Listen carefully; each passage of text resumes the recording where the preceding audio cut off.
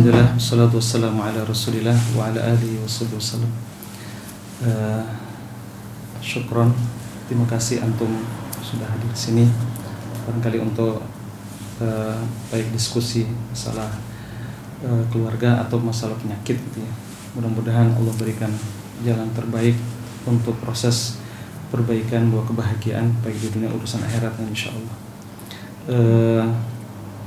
Kita mulai mungkin berkaitan masalah hal-hal yang memang dirasa selama ini baik urusan antum atau mungkin keluarga, istri gitu ya. Ya.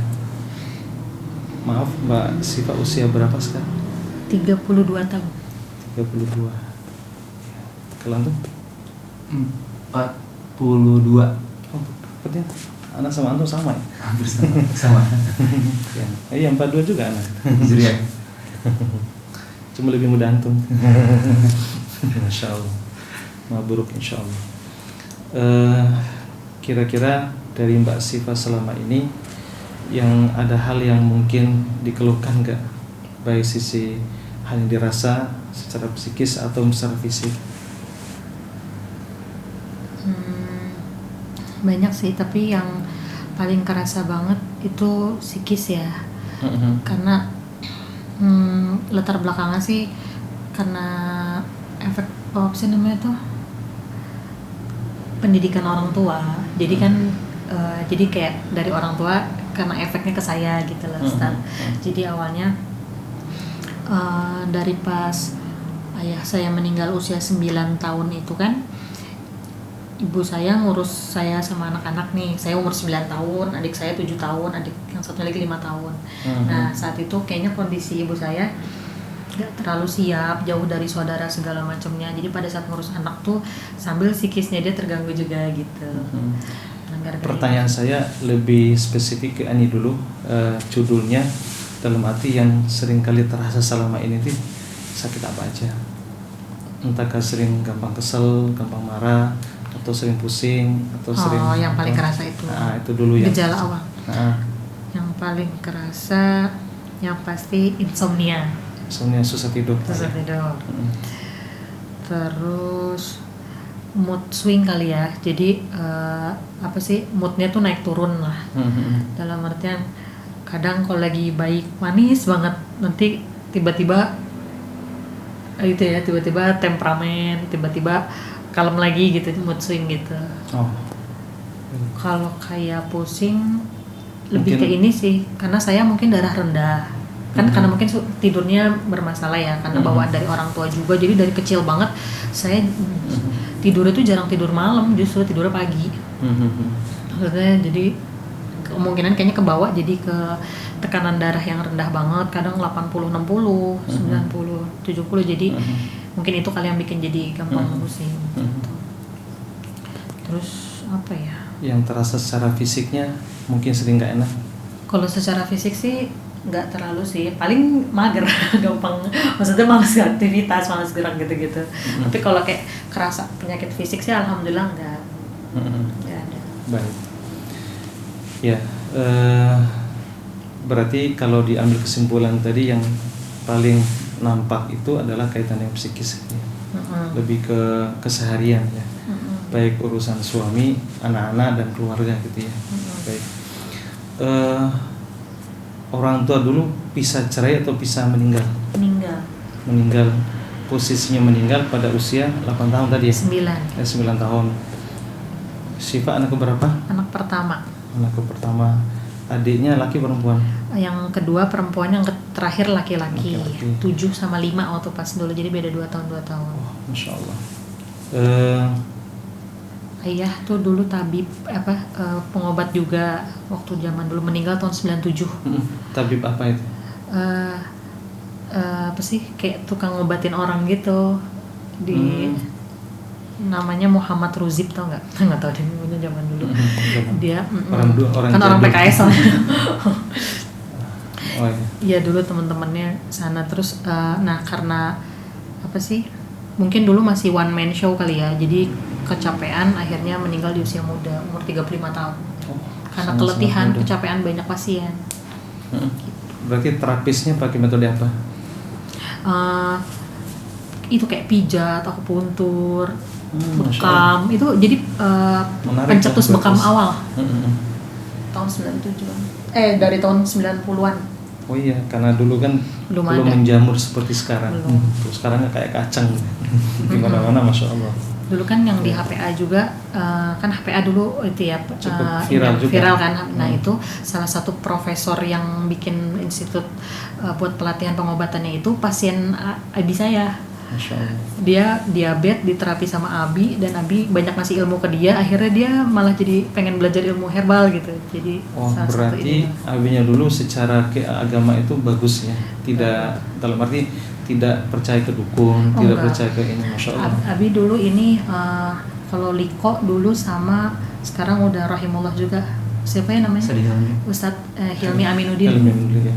Jadi dulu teman-teman Likonya bareng sama beliau. Iya, berarti orang senior. Orang PK berarti bukan S-nya. Dia dari PK. Kan Ustadz Abu Bakar Al-Habsyi tuh itu om saya Oh, gitu. nikah sama adiknya. Yang jelas PK itu lebih bagus daripada S-nya. Dulu begitu lagi yang pencet. Kalau orang PK kan dia bermula ke dakwah saja. Tapi kalau S itu biasanya setelah sejahtera baru secara pemahaman udah mulai Iya berkembang. berkembang nah, gitu tanpa sejahtera masalahnya. Baik. Ketika orang tua meninggal berarti kan usia 9 tahun, berarti kan relatif kecil. Nah, kemudian diasuh oleh seorang ibu. Nah, kira-kira diasuh oleh ibu itu selain ibu siapa lagi yang diasuh oleh mengasuh ke siapa? Ibu Nggak ada, aja. ibu aja tunggal. Baik. Ibu asli mana secara Kalau ininya ibu kultur daerah? Tasik Malaya, dia pesantren Cintawana. Pesantren yang di Cintawana.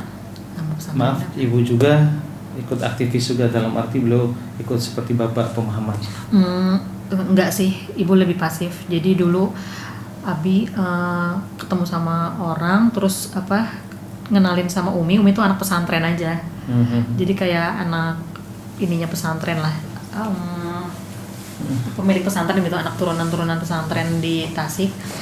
Akhirnya makanya dinikahin. Tapi kalau Umi latar belakangnya dia memang kayak tipe pembelajar, jadi kayak yang paling pinternya di sana, jadi ilmunya bukan yang buat aktivis. Pas sudah dibawa sama Abi kan di Tasik, dibawa sama Abi ke Jakarta, jadi ibu rumah tangga gitu. Artinya secara pemahaman agama itu dan mati tidak percaya hal yang mistis, Enggak. ke dukun, Insyaallah. enggak, alhamdulillah. Berarti intinya dari dua-duanya ini secara pemahaman bagus ya, dan Iya. arti tidak ke mistis gitu ya. Tapi ada cerita-ceritanya gini, langsung di sini aja ya bilangnya ya. Kalau dulu yang aku dapat cerita-cerita waktu kecil ya, kalau Abi dulu mungkin karena sering ngobatin orang atau gimana, jadi dulu suka cerita Abi sama Umi tuh sama-sama bisa ngeliat katanya. Tapi nah ini versi ininya ya. Jadi Abi punya cerita sendiri, Umi punya cerita sendiri. Nah kalau Abi katanya banyak jin-jin yang baik ceritanya sama Abi itu yang selalu nawarin, kan kalau di pengobatan tuh suka gitu ya. Betul. Jadi kayak nawarin, tapi ceritanya Abi sih Masya Allah selalu, maksudnya nggak pernah yang mengiyakan karena nggak percaya itu gitu loh. Jadi sampai lu kalau mau masuk Islam aja deh kayak gitu-gitu. Tapi nggak tahu, aku nggak tahu ceritanya kenapa Abi bisa ngelihat itu, nggak tahu. Sampai proses meninggalnya juga, bahkan ceritanya itu tuh ada kiriman dari jin. Jadi Abi konflik lagi bikin rumah. Nah ada tukangnya yang sakit hati sama Abi, cuman karena masalah sepele banget, jadi dia masukin kayak batang singkong ke dalam, kata Abi keluarin, masa kayak gitu nih masukin. Pokoknya dia sakit hati, dia ngirimin sesuatu ke Abinya. Jadi Abi dalam keadaan padahal nggak kenapa-napa, nggak pernah ngerokok, sehat segala macamnya, meninggalnya sakit paru-paru. Bahasanya katanya dia memasukkan kantong semen ke paru-parunya, makanya langsung sesek apa segala macamnya gitulah. Itu mah cerita dari ibu aku. Baik. Berarti uminya dulu bisa melihat Umi juga bisa. sosok. Umi bisa ngeliat, Abi bisa. Jadi kalau misalnya Umi pernah cerita nih katanya, Abi misalnya didatengin ada jin yang datang segala macam, dia cerita ke Umi, tapi Umi nggak tahu. Gitu. Umi pun sama. Kalau Umi mah suka erup aja kalau Umi. Baik. Kalau saya ambil kesimpulan, mungkin ada dua kemungkinan. Satu, Abi dan Umi ini memang ada jin keturunan. Dari keturunan maksudnya dari kakeknya, dari sebelumnya, tanpa disadari itu biasa turun. Dan bahkan nanti bisa turun ke anak keturunan, entah ke Syifa dan ke anak-anak nanti. Nah, itu juga yang lain-lainnya. Nah, kedua, bisa Abi ini bisa melihat juga ada kaitan dengan masalah kemungkinan kena kiriman santet itu. Entahkah pertama masalah pengobatan. Orang-orang yang biasa pengobatan itu biasanya akan dimusuhi oleh orang-orang yang melanggar syariat. Iya. Orang-orang yang mengadakan pengobatan yang tidak sejalan dengan sunnah, yang bertentangan dengan syariat. Nah, kan saling saingan. Iya. Satu orang yang menggiring ke hal yang baik, sebagian orang yang mematikan itu. Sama dengan saya, ribuan dan bahkan jutaan para dukun itu yang biasa ngirim hampir setiap hari dikirim kan, walaupun saya nggak pernah merasakan hal itu. Cuman orang lain yang melihat, orang lain tetangga-tetangga lihat kayak bola api biasa. Karena sering kita lawan baik secara media ataupun dimanapun. Nah, jadi kemungkinan ada dua, bisa dikirim, imbasnya ke beliau sendiri, qadarullah. Sebenarnya bukan kecapean tuh. Walaupun qadarullah belum meninggal dalam usia segitu, qadarullah, tetapi kemungkinan sebabnya ada kaitan itu. Nah, kemudian imbasnya nanti ke ibunya. Itu pasti. Setiap suami kena pasti ke istri. Istri kena pasti ke anak-anak. Nah, bagaimana kemungkinan? Nah, jadi kemungkinan akan merembet ke sifat dan juga ke ini. Perhatikan, ada nggak anak antum itu seringkali kurang dekat dengan kita, dengan antum dekat malah arti, tapi secara omongan itu tidak terlalu nurut, kayak seneng lawan, ada nggak? Belum terlalu kelihatan sih, karena umurnya masih 7, 5, 3, 1. Oh iya, masih sangat relatif kecil nih. Masih kecil dan masih Tidak dekat sama kita. Mingguan nggak usah. Tapi kalau khodam itu sudah otomatis nih. Terus gini juga Ustaz, kalau ibu saya itu, ini ceritanya kan itu jadi kayak ajengan-ajengan pesantren di Tasik itu kan banyak ya, pokoknya lumayan terkenal itu ajengan-ajengan pesantren. Jadi ceritanya itu ada satu kakek buyut yang mereka bilang laduni kan. Nah itu biasanya kalau di sana tuh kan cerdas banget segala macamnya, orang tuh kayak nawarin istri buat dapat keturunannya gitu. Nah dia jadi punya istri 4. Nah saya itu keturunan istri ketiga. Jadi jadi ada istri ketiganya punya anak. Nah anaknya itu cuma 1. Nah itu ibunya ibu saya. Jadi jaraknya nggak dekat, maksudnya cuma kakek buyut aja, nggak jauh banget gitu loh. Nah jadi kan jadi dapatnya tuh kesannya gini memang. Jadi akan ada salah satu keturunan itu yang cerdas banget katanya. Karena bahasanya laduni. Aku dari dulu gini. Aku juga alhamdulillah makanya nggak tahu alhamdulillah nggak tahu enggak ya. Jadi salah satu kan Umi 3 doang. Aku satu-satunya anak yang kelihatan dari kecil itu beda gitu loh, pola pikirnya apa segala macamnya. Dan suka dibilang sama saudara tuh laduni nih, kamu nih laduninya gitu. Aku dari dulu bingung kan laduni itu apa. Baru pas belajar sunnah aja laduni itu gak benar, waduh gitu. Iya. Nah gitu. Sebenarnya laduni itu ada kaitan dengan beberapa amalan-amalan, sikap-sikap yang diamalkan oleh oknum tertentu sehingga menghasilkan ilmu. Maka dikenal dengan dunia al-hikmah, itu namanya hikmah. Nah, ada perbedaan cara pandang. Kalau hikmah menurut sunnah itu disebutkan surah Al-Baqarah, yu'til hikmah may yasha, diberikan hikmah pada orang yang dikehendaki. Fa may yu'til hikmah faqad utiya khairan katsiran. Siapa yang diberikan hikmah maka akan diberikan nikmat yang banyak, hikmah yang banyak. Ini menurut Ibnu Abbas adalah al-ilmu wal amal, ilmu dan amal. Ya, hikmah di situ sebagian ulama mengatakan kalau Al-Qur'an dikatakan setelah Al-Qur'an hikmah berarti sunnah. Nah, hikmah di sini adalah kalau menurut ahli sunnah, nah itu adalah kaitan dengan ilmu dan amal atau kaitan dengan sunnah Nabi SAW. Nah, namun ada sebagian pemahaman tadi orang-orang dulu mengatakan bahwa hikmah itu adalah kebolehan. Kebolehan yang setelah mengamalkan wirid yang tidak sejalan dengan sunnah, contoh wirid-wirid tertentu, salawat tertentu yang tidak sejalan dengan sunnah Nabi SAW, baru nanti ada khoda masuk. Jadi dia punya keilmuan. Nah, ada cahaya, seolah-olah ada kebolehan di sana. Nah, baru bisa dia bisa melihat ini, bisa ngobatin orang, bisa ini dan itu. Nah, itu semuanya dikatakan sebagian laduni, sebagian ilmu hikmah, macam-macam disebutkan tadi. Ini kan nggak jauh beda dengan itu. Maka ini masih banyak di kalangan masyarakat yang mempraktikkan seperti itu. Nah, jadi laduni dan hikmah itu terkadang turun tanpa kita sadari dari kakek buyut dulu. Nah, tanpa disadari turun ke orang tua kita, turun ke sini. Nah, apakah sifat itu dari bapaknya atau dari jalur ibu? Nah, itu Allah. Nah, nanti kita akan ketahuan nanti kemana. Nanti kita perlu diskuskan seperti ini. Kemudian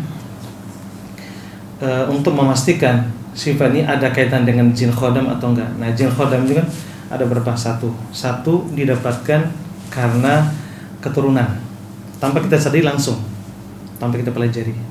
Kedua, karena kita belajar ilmu yang tidak syar'i, kreatif dalam beragama gitu. Ada wirid apa yang tidak jalan sunnah kita amalkan, nah itu justru mengundang.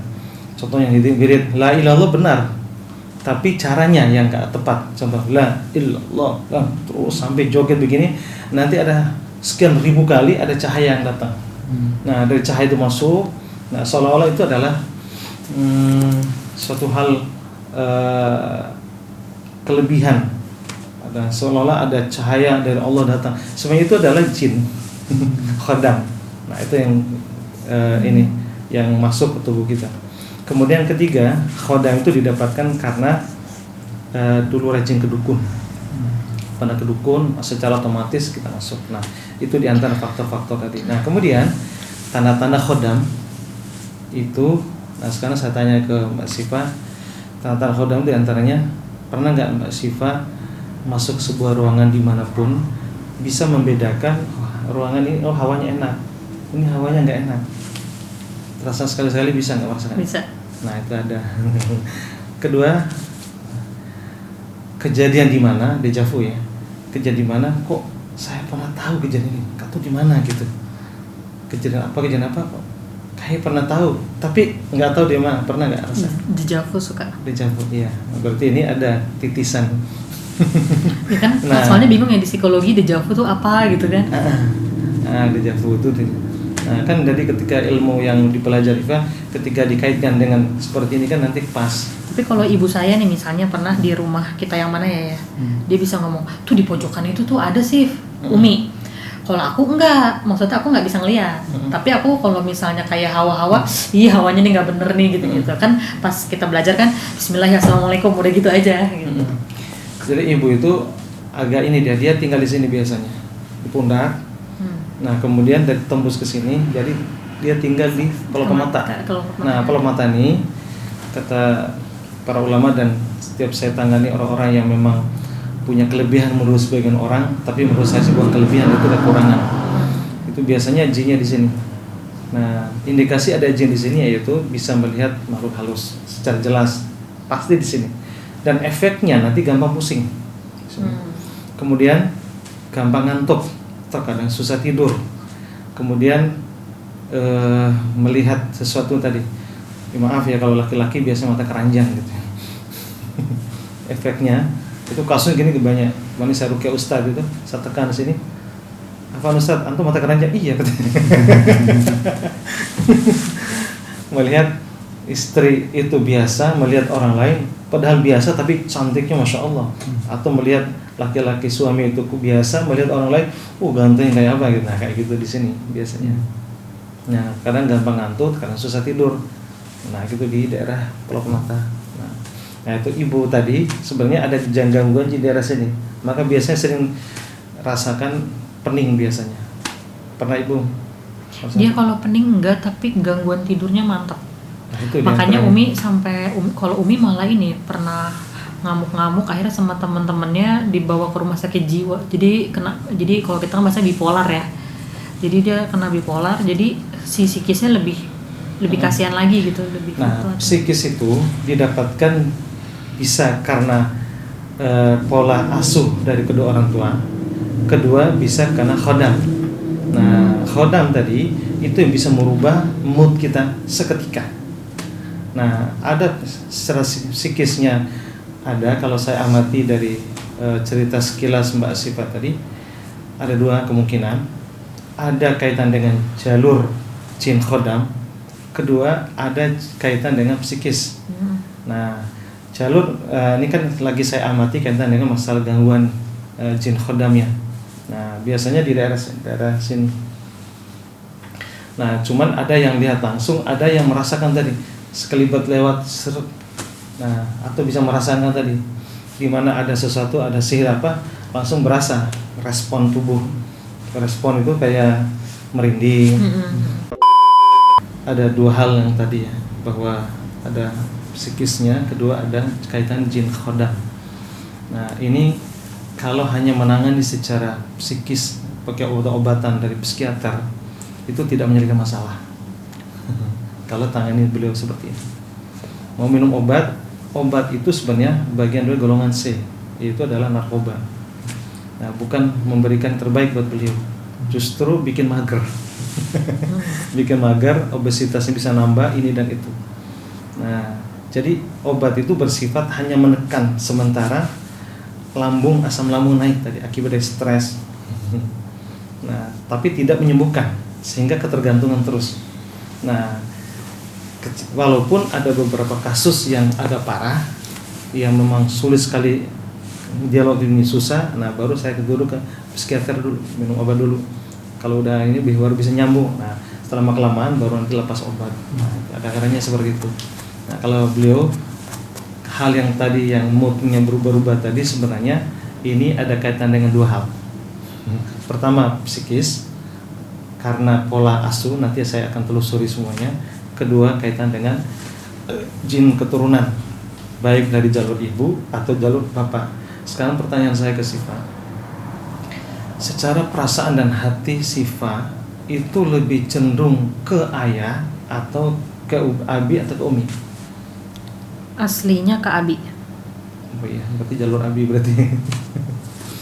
Bahkan kan makanya satu-satunya anak yang masuk ke dunia terapi saya juga. Adik saya 2 enggak. Kenapa? Hal itu biasanya khodam itu ketika turun dari bapak, secara hati itu klop. Apa omongan abi langsung nurut. Nah, namun ketika ke uminya nurut, tetapi terkadang ada rasa jengkel sekilas, ada rasa kesel, ada rasa tidak langsung nyambung. Ada nggak rasa kayak gitu? Iya. Walaupun tetap di antara adik aku 2, aku paling dekat sama ibu aku. Iya tetap Tapi kan nggak ada yang lain. Tapi pas memang kerasa pada saat abi meninggal tuh ngerasa lost banget. Makanya pas aku masuk dunia kesehatan juga kayak punya koneksi aja sama abi gitu. Iya. Berarti kemungkinan ini ada kaitan dengan ada khodam dari abinya. Nah, itu biasanya secara hati itu klop. Tapi walaupun dekat sama umi, karena nggak ada yang lain, nah, otomatis karena ibu pasti, walaupun ada rasa keselnya, rasa tidak terimanya, ketika diska itu selalu miskomunikasi gitu. Baik, sering berat di pundak, ya, sering tegang di leher, dikit-dikit. sering kepala nggak enak, terserah bahasa nggak enak itu bisa blank, bisa nggak fokus, bisa pusing, bisa sempoyongan, intinya salah satu ada yang nggak nyaman nggak di kepala. Ada. Iya. Pusing-pusing. Tapi kan kita nangkanya hanya darah rendah ya. Iya. Nah sekarang kita ini itu tadi masalah dunia apa namanya psikis. Dan sekarang kita mengecek kaitan dengan masalah gangguan jin tadi, melanjutkan khodamnya. Daerah kaki boleh kaki selonjor ke sini kakinya untuk memastikan di daerah mana yang ada selain khodam, apakah ada gangguan yang lain itu. Relax sih. Ini saya cek. Kenapa saya cek di sini? Kata Nabi SAW dalam Sahih Bukhari, Inna syaiton yajri majal dam. Syaitan aliran darah. Nah, ketika jin itu tinggal aliran darah di mana? Nah, contoh di kaki. Nah, cek di sini. Nah, bismillah. Saya sekilas dulu sebelum saya cek. Nah, ini ketahuan. Beliau kena psikisnya lumayan.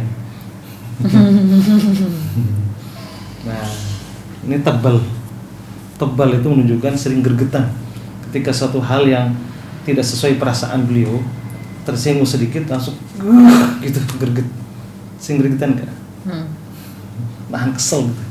Nah, jadi lari ke fisik, jadi tegang. Nah ini sampai ke kaki. Saran aku. Nah coba gini kan, agak tebal, coba gini kan. Biasa kalau kaki perempuan kan harus kalau lembek. ya, kalau ini agak kencang, berarti sering saraf-sarafnya tegang gitu. Nah sekarang kita cek di kaki, relax. Nah ini kaki sering nggak enak, bisa kesemutan, bisa ngilu, bisa kesemutan, maksudnya bisa kram waktu tidur. Salah satu ada nggak? Kesemutan sering. Sering kesemutan. Ini kena di kaki, gangguan non medis. Nah, kita cek non medis sekarang. Nah sekarang kepala. Ya Allah. Nah kepalanya sering nggak enak, bisa pusing, bisa gampang lupa. Intinya ada sesuatu yang nggak enak kepala. Mau ngaku atau enggak terserah. Enggak, emang bener. Benar kan? Nah gitu. Kemudian kedua, selanjutnya di sini. Nah sering di sini mager. Mager itu pingin melakukan sesuatu tapi memulainya itu berat. Tanya aja sama dia. Ingin ini tapi mulainya berat sekali. Gitu. Tapi kalau udah lakukan enak gitu. Tapi mulainya masya Allah itu jadi akibat gangguan jin di situ. Jadi efeknya ke mood, efeknya ke kerjaan, ke macam-macam. Nah gitu. Kemudian di daerah sini, darah di sini, nah wakili di sini. Nah ini lebih dominan. Sakit semua mungkin. Ini kaitan dengan masalah dada. Nah masalah dada itu biasanya gampang kesel, hal-hal yang tidak sependapat. Nah itu langsung ini, entah terutama yang kaitan dengan masalah suami biasanya. Iya atau enggak? Iya. Kalau ke orang lain belum masih sabar. Kalau orang lain tuh masih sabar. Ini gini. Tapi kalau sudah berurusan di internet, itu nggak akan bisa sabar. Sedikit omongan antum tidak sesuai selera beliau, langsung kesel. Nah, bukan hanya kesel, berimbas kemana-mana. Ya atau enggak? Tanya aja korban. Berarti anu korban berarti. Iya dong. Banyak pahalanya Ustaz. Berarti alhamdulillah ada suami sabar luar biasa. Walaupun memang ada, nanti saya jelaskan cara menghadapi beliau seperti apa. Ini harus paham juga. Kalau nggak tahu menghadapi beliau, antum bisa pusing. Cara teknik untuk menghadapi beliau seperti apa. Nah, karena tidak hanya mempraktekkan Quran dan Sunnah. Kalau hanya praktek itu saja, antum bisa gila, bisa stres, asam lambung naik, bisa pusing, antum bisa langsung selesai pernikahan. Kalau antum menyuruh begini, kok nggak bisa gini. Kalau antum hanya sebatas itu, wah itu langsung ya kasihan. Beliaunya tertekan, antumnya juga pusing. Sulit untuk merasakan kebahagiaan. Kalau mempraktekkan hanya dalil-dalil tadi, tanpa harus kita memahami psikologis perempuan dalam kondisi seperti ini, psikologis laki-laki seperti apa gitu. Ini sering galau, nggak ada masalah, tiba-tiba nggak enak perasaan. Sering banget. Iya paling sakit sering, ini masih bekasnya masih sakit banget. Sering berdebar-debar ya. Terus sedih, nggak ada masalah, tiba-tiba nggak enak, galau aja. Padahal nggak ada masalah, tiba-tiba galau saja. Nah, gampang tersinggung, galau nggak jelas, berdebar-debar, nah gampang kesal, nah itu sedih, itu intinya masalah psikis di sini, numpuknya di sini. Nah, kemudian di daerah sekitar sini, kewanitaan, selangkangan dan rahim. Maaf, relax. Bismillah. Sini titiknya. Iya. Jujur di daerah sini sering nggak enak. Pernah nggak rasa nyut di daerah sini, di bawah perut sedikit? Ada. Nyut kayak gitu. Maaf, jujur ketika masalah hubungan suami istri itu terkadang terasa nyaman, terkadang nggak enak. Terkadang nyaman, terkadang nggak nyaman. Enggak. Maksudnya iya atau enggak? Terkadang nyaman atau terkadang nggak nyaman. Terkadang kayak perih atau kadang kebas, nggak ada rasa. Iya. Itu ada kan psikis dan ada kan gangguan jin. Karena kalau laki-laki masalah hal seksual itu tidak dengan psikis menurut pengamatan saya. Tapi kalau perempuan lebih banyak ke psikis. Kalau udah nggak mood, mau diapain aja nggak ngaruh, nggak akan connect. Itu kalau perempuan. Nah itu dari sini agak terganggu. Nah efeknya kalau dibiarkan nanti secara medis itu bisa ke kanker rahim, bisa ke arah miom atau kista dan sejenisnya. Nah cuman kalau penyakit seperti ini kalau deteksi secara ilmu kedokteran itu nggak kelihatan. Tapi nanti the next pada usia-usia 50, 45, 50 itu baru nanti tiba-tiba penyakit itu. Kalau nggak diatasi dari sekarang, efeknya. Ya itu karena berawal penyakit medis itu berawal dari non medis itu. Nah itu kebanyakan karena kita biarkan nggak ada tindakan. Nah itu bisa efek situ. Karena hadis tadi kan jelas jin itu sihir aliran darah.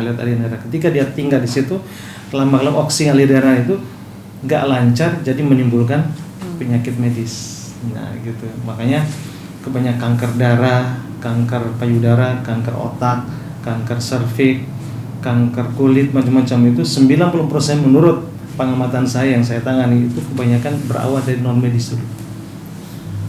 Kanker itu, terutama kanker payudara, hampir rata-rata gangguan non medis. Baik untuk tangan, ya, boleh di nih, maksudnya pakai jilbab ditutup pakai gitu. Relax ini. Relax. Untuk lambung. Lambungnya parah. Terasa sering begah nggak perut? Lambung sering begah nggak? Asam lambung suka naik? Iya, begitulah. Terus makan sedikit kayak penuh? Atau makan banyak cepat lapar? Sedikit kayak penuh kayaknya. Ya. Jadi sering nggak enak lambung. Jadi efeknya ke lambung itu nggak enak nih. Dan kebanyakan juga yang meninggal itu banyak lambung. Nah ini lambung ini sebenarnya ada bisa non medis dan bisa psikis. Yang paling banyak gas lambung itu karena psikis. Kalau sering sendawa itu biasanya stres, kepikiran sesuatu tadi, entah ke urusan intern atau mikirin penyakit, mikirin keadaan yang sesuatu yang nggak logis saya lakukan, kok begini, jadi stres sendiri gitu. Baik, untuk ke arah pinggang sering nggak enak gak? Sering nggak enak pinggang? Lebih ke pegel-pegel aja sih. Ya. Nah, kalau mau dengan suami, terkadang maksud saya ketika disentuh oleh suami terkadang agak risih atau terkadang nggak nyaman, terasa seperti itu. Iya, ini ada kaitan dengan gangguan. Jadi bawaan dia suami sebel. Sering sebel gitu nggak? Padahal nggak ada masalah, tiba-tiba sebel aja lihatnya. Padahal orangnya ganteng tapi lihatnya sebel. Sering. Jadi mut-mutan. Terkadang enak, terkadang tiba-tiba nggak enak. Suasana itu lagi enak, hal yang sepele nyamuk lewat aja bisa berubah seketika. Iya atau enggak?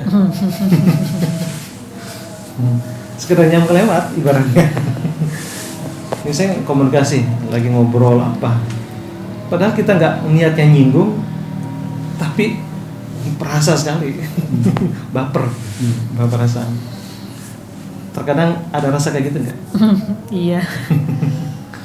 Bisa berubah seketika, insya Allah. Itu tadi indikasi ada non medis, sehingga beliau merasa gampang lelah, gampang capek. Terkadang gampang masuk angin ya. Ya. Sering ngilu di tulang belakang. Kayak semuanya ada tuh tadi. Makanya karena parah kayaknya kesini. Nah itu analisa versi non medisnya, kaitan dengan jin khodam. Dan kedua kemungkinan ada juga bukan khodam, kaitan dengan Allah alam sih, kemungkinan ada kaitan dengan sihir juga mungkin. Analisa bisa salah bisa benar. Karena kalau khodam itu nggak mungkin sini.